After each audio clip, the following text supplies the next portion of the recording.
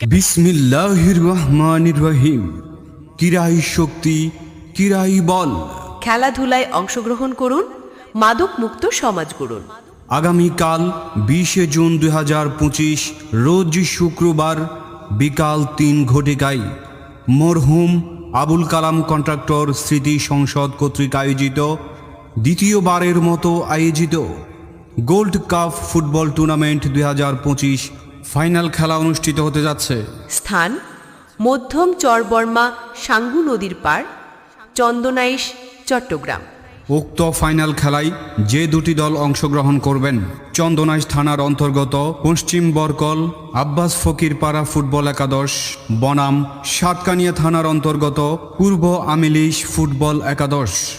উক্ত ফাইনাল খেলায় উদ্বোধক হিসেবে উপস্থিত থাকবেন আলহাজ আক্তার আলম, সাধারণ সম্পাদক, এলডিপি চন্দনাইশ উপজেলা।